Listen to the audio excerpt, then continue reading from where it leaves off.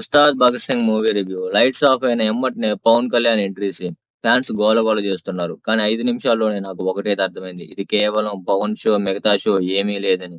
First half లో Harish Shankar comedy style ఉండిద్దనుకున్నా. కానీ forced jokes పాత ఫామ్ లా ఎప్పుడో 2010 లో జబర్దస్త్ లో చూసిన జోక్స్ అనుకోవటం, ఎక్స్పెక్ట్ చేయడం నాదే తప్పు. తన ప్రీవియస్ మూవీ చూసి కూడా అదేంటండి, హీరో వస్తే ఎలివేషన్, అటువంటప్పుడు ఇది పవన్ కళ్యాణ్ ఫ్యాన్స్ వరకే అని చెప్పొచ్చు కదా. హీరో వస్తే నలుగురిని చంపుతాడు, మళ్ళీ వెళ్ళిపోతాడు. అదేదో మెరిసిపోవే మెరుపు తీగలాగా. అన్ని ఫెమిలియర్ ఫీల్. ఇంటర్వెల్ బ్యాంక్ అన్నా ఒక రేంజ్ లో ఉండిద్దేమో. సెకండ్ హాఫ్ మీద హోప్స్ అన్నా పెట్టుకుందాం అనుకున్నా. కానీ అనుకున్న కాసేపు కూడా హోప్స్ లేదు. అది చూశాక సెకండ్ హాఫ్ కూడా భరించాలా ఈ మూవీ అనిపించింది. తీసేదే థీరీ మూవీ రీమేక్. కనీసం ఆ మూవీని తెలుగు పేస్ట్ అన్నా చేయొచ్చు కదా. దాన్ని గబ్బర్ సింగ్ రేంజ్ లో తీద్దాం అనుకున్నారు. కానీ సర్దార్ గబ్బర్ సింగ్ రేంజ్ లో తీశారు.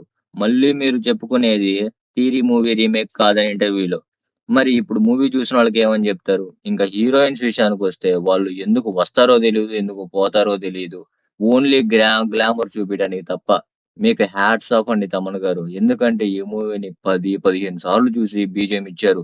మరి ఇంతకంటే గ్రేట్ ఏముంది చెప్పండి. ఇంకా సెకండ్ హాఫ్ విషయానికి వస్తే నేను హాల్ నుంచి బయటకు వచ్చేసానండి.